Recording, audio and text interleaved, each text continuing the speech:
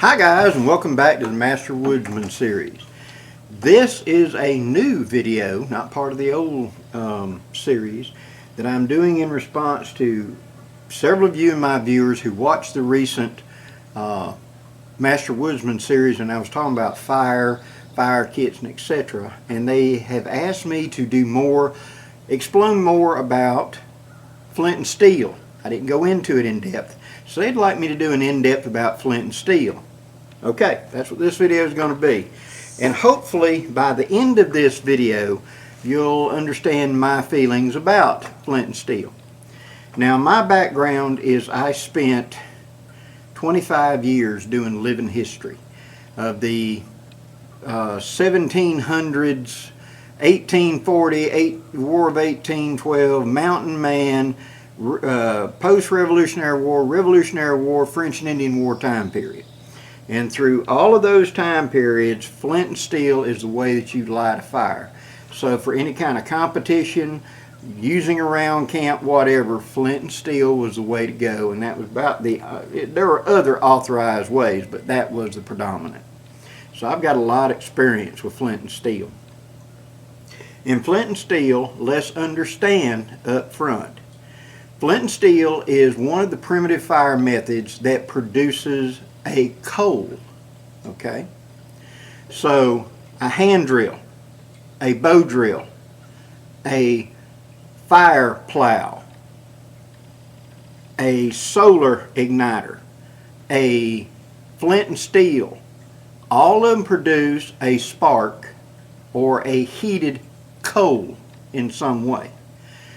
Whether it's by friction of the bow drill, hand drill, fire plow method, solar by Fresnel lens, or by some sort of metal and ferrous material getting struck together to produce a spark. Okay? But by itself it won't start easily a fire. Now you guys out in the West Coast where it's so dry that you're in like double digit or less humidity, then therefore you can even think a dirty thought and get a spark to catch fire out there. But in the more humid areas of the country, it's not that true. And so whenever you strike flint and steel together, you're going to produce a spark. How long that spark lives, how strong that spark is what I'm trying to impart to you. Because it makes a difference. What you're doing, how you're doing, what parts are you using, etc. So, let us start and get all my little stuff out here. Okay. Let us start with the actual steel part. Now this is a tool that my good friend Dan Lutz made up that he was going to be producing. This is one of the prototypes, but it has a striker edge right here for use as flint and steel. This is a traditional flint steel for making flint and steel fires. Now you'll also see these that come around, make a full curve, and you stick your finger into the loop. A lot of people like those. I always like this type better because it was just a little easier on me to utilize this way. And then you're going to need a large hunk of some sort of rock like flint, chert, something like that, that will produce a spark. Now whenever you hit it against this, let's understand what's happening. This steel is a high carbon piece of steel, and it is, when you scrape it thin and at high speed and under pressure, particles will come off of it and they will self-heat basically and ignite and become a glowing spark, a super hot little spark. But how much heat does this generate? The average fire steel is going to generate somewhere between 500 to 800. When you get it new, it'll probably be the 800. By the time you have to resurface it, it's probably going to be down to 500. I'm going to explain that in just a minute. The flint, chert, or whatever is much harder than the steel, and therefore whenever I hit it, it shears off pieces. It cuts fine grooves down the steel. Now you're going to hear a lot of guys talking about in the old Boy Scout books about taking a carbon steel pocket knife and a rock and sitting here and hitting it. And it's not uncommon to find a pocket knife from that day. It's all beat up here of people trying to do that for Boy Scouts or whatever. If you want to try this skill out, you can either go online and purchase you one of the fire steels or a Sawzall blade without the paint on it will work as well. That's a high carbon steel blade, and you can strike against it and get sparks off of it. There's other things you can do as well, kitchen knives and stuff like that are carbon steel. Now, like I said, 800 at the beginning and 500. When you make steel to the hardness that is needed to get those sparks, it becomes brittle to the point that a file, you know how hard a file is. Files have been used a long time to make flint and steel as well because they work well with that. But if you dropped it onto a hard surface, it may break. Just like it was made out of ice or something because of the brittleness of it. So to prevent that, many of these fire steels are what's called case hardened.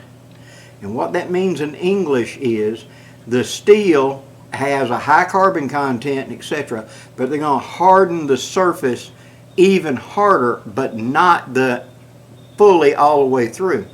Think of it like a hush puppy.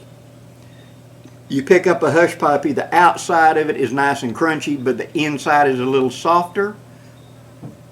That's kind of the idea. It's like a crust all the way around the steel. And so therefore when you hit, it's going to bite into the rock. The rock is going to then tear off small little pieces, and these will fly off and turn into the sparks that we see. What the quality of the steel is, what the amount of case hardening is, how good your stone is, how sharp the stone is, how good of a hit you get on it, all are contributing factors to how big and long-lasting a spark is. And that's something that a lot of people don't get right off the top of the head.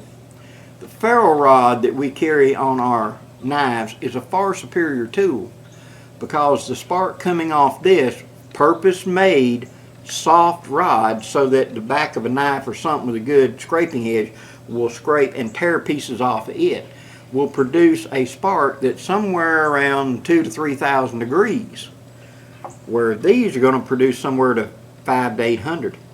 See, if the material that you're going to be catching your spark in, that you're striking into, has a flash point where it will burst into flame, say at 400 degrees, like a lot of jute and stuff like that, you got a pretty good chance if you spread this out and make a nice fine bird nest of getting it to catch and go. If you don't have really high humidity, it may be able to ignite that. You can ignite pine straw in the right conditions. High humidity, dampness, moisture in there is going to mess you up because it's moving that ignition point level. Because the size of the spark that comes off of it when you impact it, again, how big is it? How long does it last? Because at its peak, it's going to go like boom and very rapidly climb to the, let's say, 800 degrees, and then almost equally as fast drop back down. And so as a visual, I want you to think about these two spoons. I want you to think about a spark that's that big and a spark that's that big. Which one do you think is going to have the better chance to reach the ignition point of the bird's nest? You're getting a lot of sparks. Man, I'm seeing a lot of sparks, but they're landing on it and they're not catching. Sparks you're producing are a little too light. They're not hot enough, and they're not having time when they land on that cooler material to try to heat it up to reach the ignition point. This is a much bigger, long-lasting spark. My friend who used to make fire steels, and he made me this fire steel, back about 95, 96, something like that. He would harden them to the point that whenever he would take the stone standing up. When he struck it, he wanted the spark to make it all the way to the ground and then lay there for just a split second before it went out. We did competitions back in that day for how fast you could get a fire going and things like flint and steel, and it made a difference. So this one generates really good sparks. But over time, remember I'm talking about it's scraping. This hard rock is scraping and it's putting grooves into that steel. Over time, instead of a nice smooth surface, you end up with this, where it's all these grooves. And now when that rock hits, it's just getting these tips right here because the scratches are deep. And you're just getting tips, and it's weaker and weaker sparks. So you have to resurface your steel. Lay it down on a file and actually sand it a little bit to make it more of a thing to now. Instead of having that, you get that so that you get bigger surface, see, to grip and get a bigger spark. Okay? Now, that's the spark. The flint, the chert, or whatever. There are many different types. This, that black color, is black English. This is what I preferred when I was doing competitions. It makes a much better spark. Comes out of the UK. Used to at events, you could find buckets of this stuff. You're probably still going to be able to find it if you look around at some of the providers like Dixie Gun Works, Log Cabin Shop, Track of the Wolf, Gray Owl, things like that, and look for flint and steel sets or flint and steel flints, something this big that you can utilize for it. Now let's talk about why you need something so large. And for that, I'll use my friend's striker. Understand that I'm going to be holding this and I'm going to be striking it at a hard blow to get sparks. You know, I hope you can see the sparks. There are sparks coming off of that. But I'm also kind of hitting it in my hand. See? So you always want to hold the flint and hit it with the steel. Because if I hit myself with that steel, it'll hurt. If I hit myself with that jagged, sharp edge, I can lay myself up to bone. So it's hit the stone, never hit the steel. Okay? That's a technique that makes a difference, so you're not going to hurt yourself. Or try not to, anyway. So you hold it at an angle, and I'm going to hit a spark, producing a spark. In the beginning, when we're just learning, what I want you to do is just practice producing a spark. Now, let's say that you wanted to get you a carbon steel knife, or maybe a sawzall blade, or some other blade, a heavy jigsaw blade, sawzall blade, circular saw blades, a piece of an edger blade. Those normally work pretty good, and things like that. As long as it produces sparks when you hit it, you're good. Okay? You can take and put it down like this, keeping your fingers well away from that edge, and take the stone then and strike. See? But you need to make sure you've got a buffer zone, that you're not going to hit your fingers, because as you use this, as you hit it, it's flaking away and sharpening that edge. And you need a sharp edge. Over time, if one gets blunt and it's not producing, you need to break the stone to get a sharp edge. Look at flint knapping, and it will explain how to do this. You just pressure flake it and get another sharp edge on it. To be able to hold it out like this and strike. That way I've got like a finger's width between my fingers and where that stone is. Yes, I can do it that way. Otherwise, I want to hold the stone and hit, again, protecting the fingers. Okay? Now, we've talked about the steel, we've talked about the stone. Now let's talk about what we're going to be striking into. Dead dry, I mean like oven dry, in low humidity, you can get jute to catch a spark from flint and steel and therefore produce a coal. Possible. If you have humidity over, say, 60%, your chances go way down. You have humidity in 80 or 90%, forget it. It's not going to, it may catch spark, but it won't grow because the air humidity will actually dampen down the reaction, so you won't get a spark. So you need something to catch with. Now, the classic everybody has is Char Cloth or Char. I prefer Char. And this is just an old BB gun ammunition tub that's got a screw-on lid. Of course, I got the hole in it. And it has char in it. All this is pieces of firewood that I have taken out of my fire and turned into this little tin right here. Now, this is a burning lens, and this is also a char tin. Notice how thin it is. This was to go into a pocket. And yes, you could put char cloth in here, but you could also put char. So anytime you had a campfire, remember what Dave Canterbury says about the next fire, okay? You've had a fire tonight for whatever reason, and you take a couple of pieces that are good and black, burned really good, put them to the side and bury them in the ashes and let them smother, okay? Tomorrow morning when you get up, fan away the ashes, make sure the coals are just about out, or 90% out, and then transfer them into one of your little tins like this that's got a good sealing lid on it to smother them. When you're ready to use it, you take it out, put it down like that,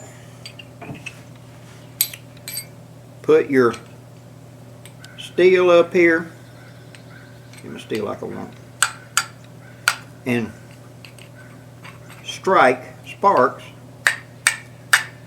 down into it.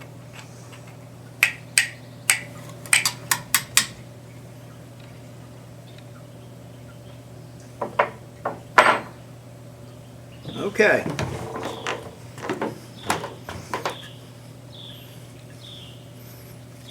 See it glowing in there? I would then fish that out and use that to start my fire. Taking the lid and sitting it on there and smothering it for the next fire. Make sure the lid's down good, just like that, and it'll smother out. I bumped it, had to reset. But the burning lens type, this type of char tin that you open up and you could put tenders and stuff in char, then you could snap it closed to seal it. And this type, all these are Ted Cash type. We used them in living history forever. So there's a piece of char cloth in there. And you needed a fairly tight fitting lid. So, you need some sort of small tin to carry it in. Now, these are the historic types. This is simply a tin of ammunition for a BB gun that I picked up and I Japanned it, put it in a fire, and made char cloth with it. But as long as you've got a fire and you've got charred wood, you have the fuel for this. Then you've just got to make the spark to get it. Again, a bigger spark versus a smaller spark, there is a difference. How much it holds. Now let's talk about the char. Char cloth was the mainstay in most of the living history time, but in actual historic time period, charred wood, like you see in here, was the preferred. And many of the guys carried a small little pair of tongs that were just big enough, and they were called coal tongs. And if you smoked a pipe, you would strike that in there, catch one of those pieces of wood on fire, pick it up and blow on it, and it'd go to glowing again, just like it was right out of the end of a cigar or something, and put it on top of your pipe, and That's how you lit your pipe. Well, that's the same way they'd use them coal tongs for this. They'd hit, and then they would, like chopsticks, pull out that glowing coal, lightly blow on it, get it going, and then transfer it into the bird's nest. Okay? Now, let us talk about char cloth. 100% cotton is what you're looking for, but it's even more than that. It's how thick a piece of cloth you're utilizing. Really thin shirt material like this will make really thin little and good char cloth, but you've got to put big pieces like 3-inch squares out of it, because it is so thin it burns through like that, and you got a hole, see, and when it hits and it goes back, it burns out a hole, and that hole, and the heat is getting further and further away from it. And you realize that in fire has to live by heat, oxygen, and fuel. If it's losing heat because it's spreading out like a donut, it collapses and it goes out. So I need a thicker, so that once it catches, I can roll the rest of that char cloth around it. It is far better to use thicker material, like, for example, blue jeans, old blue jeans. Go buy your Goodwill. Look for a pair of cheap blue jeans that's really worn out. I mean, where they're white. You know what I mean? They've been washed so many times. Cut that up into about 2-inch squares and put that into a charring tin, a bigger tin if you can. We used to use a quart paint can. Go buy Sherman-Williams or some other paint place that still has metal paint cans, and tell them you need an empty can. A lot of times they'd sell you one for $1. Poke a hole in the lid of it and use it to char your material. But thicker cotton works better than the thinner cotton. Okay, holds the spark better. That way when it goes to glowing, it doesn't automatically burn through so easy. See, it's thicker material so it can hold that heat more. It gives you a better chance to roll the edges and start feeding it back into itself. You want to blow on it and get it to glowing like the end of a cigar. Then you transfer it into your tinder, your bird's nest. For this operation, you have to use, quote, quote, the bird's nest. And for those of you that may not realize it, I don't mean literally a bird's nest, which could be. It's you're going to make a bird's nest out of jute or some other light, fluffy, dry material that you're then going to roll it into and catch. In my Red Hawk, I carry about 5 or 6 of these. And what it is I have taken jute ahead of time, and I have sat there and very painstakingly frayed it all out, and then I rolled it around in my hand and recompacted it and stick it into my one of the lower pouches right there in the corner. That way when I get out there I can do this and add air back into it. See, it's already tore up super fine. Now all I got to do is just fluff it. So I have fluffed it out and I have created the pocket right there like a little bird's nest. So whenever I get my little glowing piece, I transfer it into here. Now here's some tips for that. And this goes without saying, but I'm going to say it anyway. Ignition is the last step in the build a fire chain. You should have already found your wood, found your kindling, found your tinder, got your fire lay made up and ready to go before you ever start talking ignition. See, because when this ignites, I want to be able to immediately stick it into my fire lay. I need to be close to my fire lay. I have done my flint and steel. I have got my spark to catch on my char or my char cloth. It is good heavy char or it is heavy cotton, so it will hold that spark longer. I'm able to transfer it lightly blow on it, let it get good and hot, and then transfer it into my bird's nest. I then want to roll under the bird's nest, and you want to bring it up here. Don't do this, because that's where the smoke's coming, you're going to choke. If possible, you've already thought about this and you got down here, I'm using my body to shield the wind. So that when I'm striking these sparks, the wind isn't throwing the sparks. The sparks are going to where I'm aiming. Okay? When it ignites, and I've got the piece and I pick it up, by igniting in a tin like this, I can be at a little bit leisure, because there was 3 or 4 things burning in there. Not just the ones you saw, there were 2 or 3 underneath the bottom. They are in ignition. Now I've got time to pick up my bird's nest, get ready, get that burning one out I want, maybe 2 of them. Okay? Reseal up and have that still glowing. I want to roll it into position. My wind is to my back, right? I'm then going to turn so that the wind is going to add oxygen to this for me. I'm going to lightly blow. And I'm going to scrunch it in a little bit farther. Don't be in a hurry. Lightly blow. You can do like that. Add a little more oxygen if you ain't got enough breeze. If you got enough breeze, just hold it. What you're looking for is when smoke starts coming out of this. When smoke starts coming out, that's when you're going to lift up and do the long direct blow, and then it's going to go poof and bust into flame. As soon as it busts into flame, don't move. Just it ignites. Now come down, rolling it so that flame shifts, and proceed to put it into your prepared fire lay. Okay? It should be simple, easy, but this is the last step. So, let us recap. 1. Carbon steel, high carbon steel items are the tool of choice.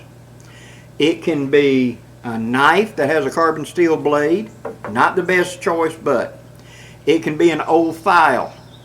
It can be a sawzall blade or some blade from a lawnmower or something like that. Try it, find out. The stones need to be, if possible, dark flint.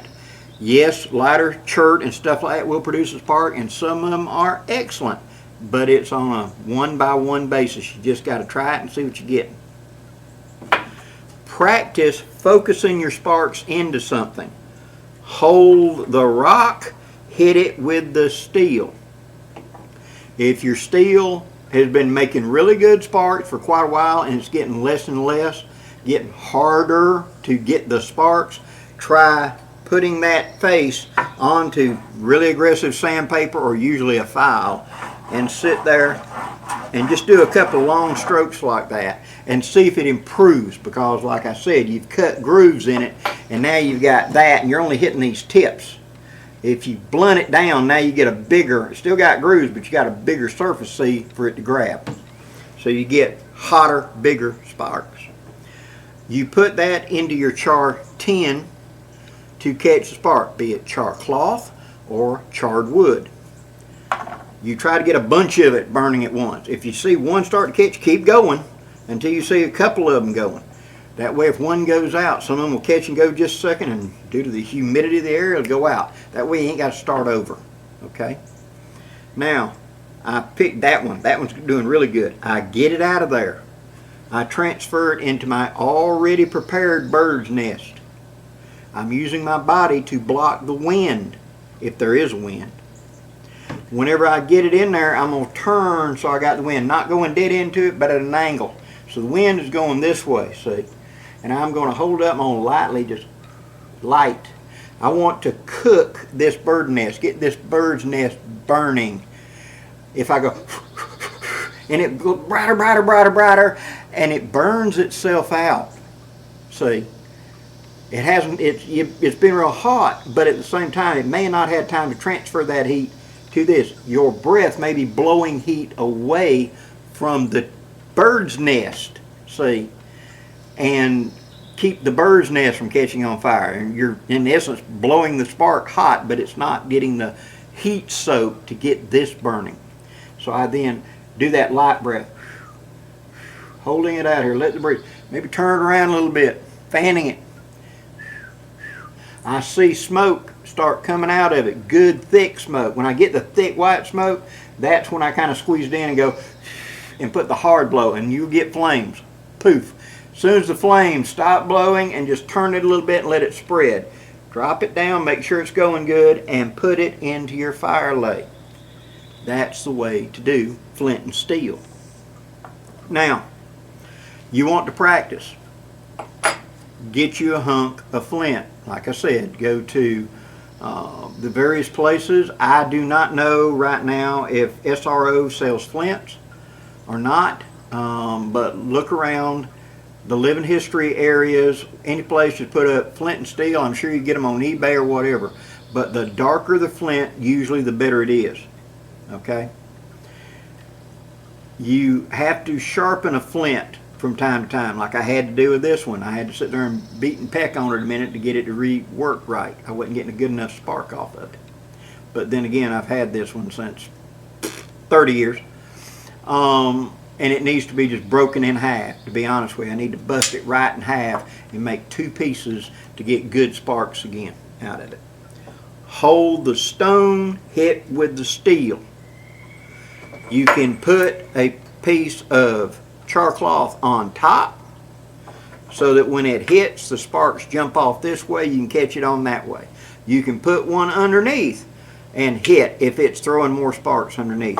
The far better way is to put them in a focused tin right here and sit here and knock sparks into that tin, so they're not going every which way, and they got multiple choices. Now you saw how that was burning a minute or two ago. Now unscrew it. See, they all went out because they got to have air. See, and it'll sit there and glow and glow and glow, but whenever I close that up, there ain't enough air in there, and that will smother it. That makes your tinder, your char, last longer. And I done jammed it. Ew. There we go. Let's seal it up. You have your fire lay ready to go before you ever pull out flint and steel.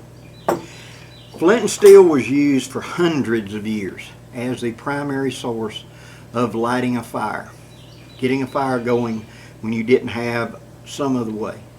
It was far better than having to carry fire because of the fact that I could generate this in the middle of the night if I needed to, just by having my tin. But the secret to it is have your stuff in some sort of tin to catch all them sparks to ignite,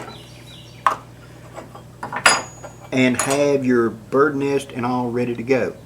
Make your char out of thick cotton if at possible, and there's tons of videos online on how to make char cloth.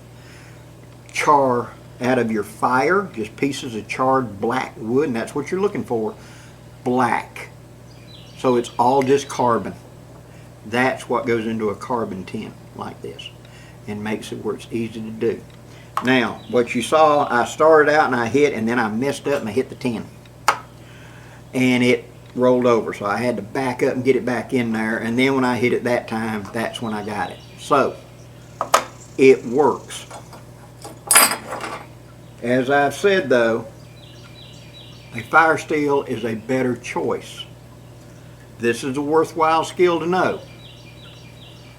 But a fire steel produces a spark far, far hotter than that flint and steel. And so if you want to practice doing the bird's nest with with a coal, you can use a ferro rod into your tin or whatever, then pick it up and use it, and practices as two steps, so to speak.